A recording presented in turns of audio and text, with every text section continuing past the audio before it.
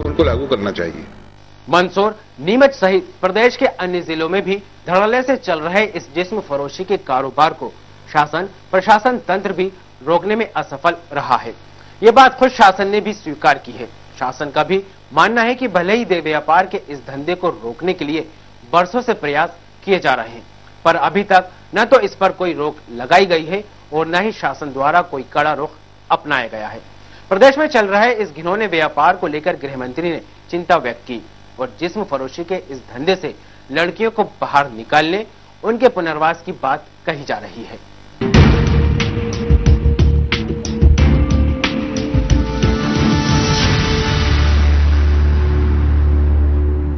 वहीं जिस्म फरोशी के चल रहे काले कारोबार के सिलसिले में जब पूर्व गृह मंत्री और वर्तमान जेल एवं परिवहन मंत्री जगदीश देवड़ा से बात की गई, तो उनका मानना है कि मंदसौर उनका विधानसभा क्षेत्र है, इसलिए बरसों से चल रहे इस कारोबार को खत्म करने के लिए पिछले कई समय से लगातार प्रयास किए जा रहे हैं, पर अभी तक कोई ठोस निर्णय नहीं लिया गया है।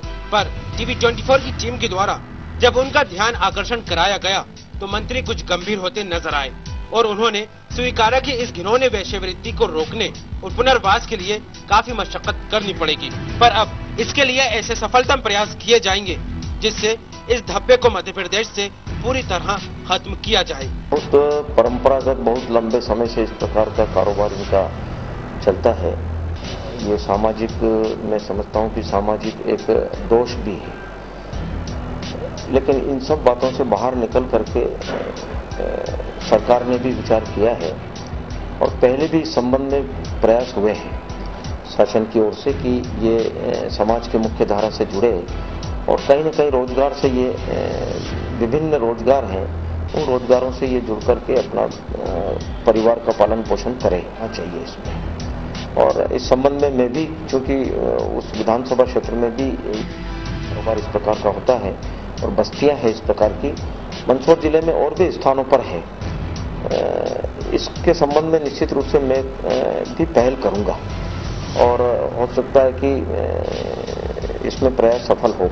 मध्य प्रदेश के मुखिया शिवराज सिंह चौहान के राज में जिस बालिका को लक्ष्मी का दर्जा दिया जाता है, उसी प्रदेश में नारी को अपनी अस्मत को दांव पर रखकर पैसे की भूख को शांत करना पड़ रहा है। जब इस गंभीर मुद्दे को लेकर मध्य प्रदेश गृह मंत्री उमाशंकर गुप्ता से बात की गई, तो उन्होंने टीवी 24 की टीम को बधाई देते हुए कहा कि वाकई ये एक चिंताजनक विषय है, जिससे जल्द से जल्द निजात दिलाना जरूरी बन गया है।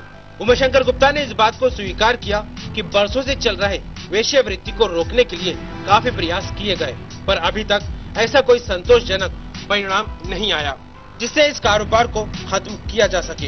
इस गंभीर मुद्दे पर चिंतित होते हुए उमाशंकर गुप्ता ने बताया कि वे अपने सभी विभागों के साथ मिलकर इस कलंक को मिटाने का प्रयास करेंगे। साथ ही ऐसे घिनौने कार्य में लिप्त बालिकाओं के लिए पुनर्वास की व्यवस्था भी की जाएगी। उनका कहना है कि मध्य प्रदेश जैसे राज्य में इस कलंक को पूरी तरह धोया जाएगा और जल्द ही कोई ठोस कदम उठाए जाएंगे। उन्होंने बहुत प्रयत्न किए हैं सरकार की तरफ से पुनर्वास के, इस एक प्रकार से ये उनका व्यवसाय जैसा हो गया है, वो पुश्तैनी हो गया है, परंपराओं से चला आ रहा है और जो प्रयत्न भी हुए वो सफल नहीं हो पा रहे हैं। ये चिंता का बहुत बड़ा कारण है, विशेषकर मध्य प्रदेश जैसे राज्य में कि जहां माननीय मुख्यमंत्री जी महिलाओं को लेकर, काफी बालिकाओं को लेकर उनके कल्याण की अनेक योजनाएं बना रहे हैं, लेकिन ये बरसों से चली आ रही परंपरा और बहुत से इसमें प्रयोग भी हुए लेकिन सफलता नहीं मिली है।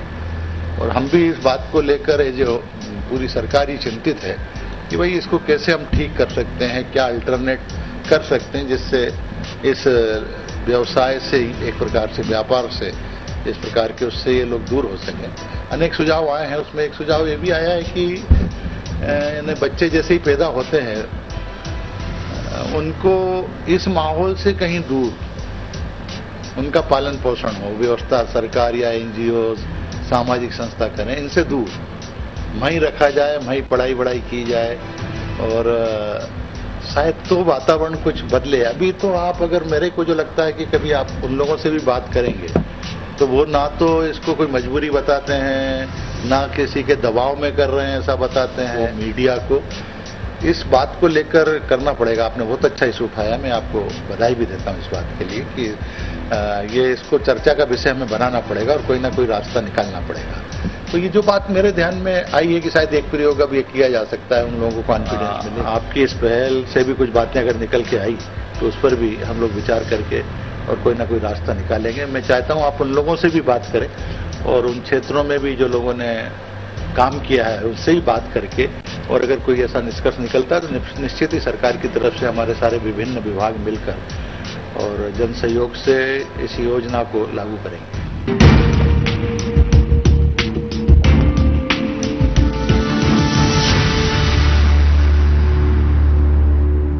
अभी तक देखा आपने कि किस प्रकार बाछड़ा जनजाति के लिए दैहिक शोषण कराना एक लाचारी बन गई है।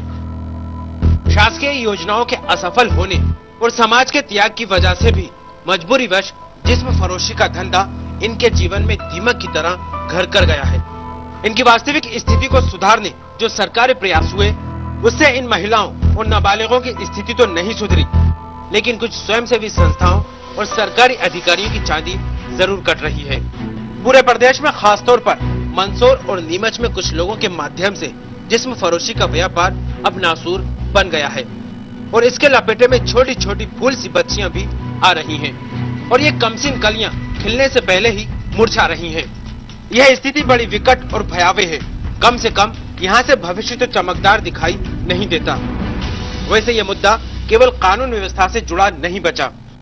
कानूनी कार्यवाही या सख्ती की बिना पर वेश्यावृत्ति नामक नासूर को खत्म नहीं किया जा सकता है। शासन के विभिन्न विभागों के बीच आपसी समन्वय और तालमेल के बाद स्पष्ट कार्य योजना बनाकर इस समुदाय के लोगों को रोजगार के अच्छे अवसर उपलब्ध कराने की जिम्मेदारी प्रदेश शासन के मुखिया को लेनी होगी। यह सतत चलने वाली सुधार प्रक्रिया है जिसका परिणाम हफ्ते 15 दिन में नहीं आएगा, मगर इसके लिए राजनीतिक इच्छा शक्ति की जरूरत है और नारी के हक को वास्तविक रूप में समझने और समझाने वाले नायक की आवश्यकता है। तभी स्वर्णिम मध्य प्रदेश का सरकारी सपना आम नागरिकों का सपना होगा, अन्यथा न तड़पने की इजाजत है न फरियाद करने की। मैं घुट के मर जाऊं ये मर्जी है मेरे सैयद की। सामाजिक सरोकारों से जुड़े ऐसे ही मामले टीवी 24 लगातार आपके बीच लाता रहेगा और बिना हंगामा खड़ा किए जनता से जुड़ी समस्या पर शासक और प्रशासक को आगाह करता रहेगा, क्योंकि रामधारी सिंह दिनकर ने कहा था समर शेष है नहीं पाप का अपराधी है। व्याध जो तटस्थ है उनका इतिहास लिखेगा अपराध। हयम दुखम नागतम अर्थात वे दुख जो नहीं आया है उसकी चिंता अभी से की जाए, जिसमें कि मंडी दिखाने के पीछे टीवी 24 का उद्देश्य स्पष्ट है कि सामाजिक सरोकारों से जुड़े ऐसे मुद्दों को जनता और प्रशासन के सामने लाया जाए जिनका सीधा सीधा असर समाज के चाल, चरित्र और चेहरों को बदनुमा करता है। इस पड़ताल के दौरान हम मानव सभ्यता के इस कलंक को आम लोगों के सामने लेकर आए और अपेक्षा भी यह है कि वेश्यावृत्ति चाहे वे किसी भी रूप में हो सभ्य समाज के लिए अभिशाप है। इस खबर के बाद यदि बाछड़ा जनजाति की महिलाओं के लिए बराबरी से अधिकार के दरवाजे खुलने शुरू हो जाएं, तो यह खबर को दिखाने का मकसद कामयाब होगा। जिसमें कि मंडी की इस खास पड़ताल में फिलहाल इतना ही। खबर को दीजिए इजाजत। बाकी प्रदेश और देश की खबरों के लिए आप देखते रहिए टीवी 24। नमस्कार, हिमाचल न्यूज देखने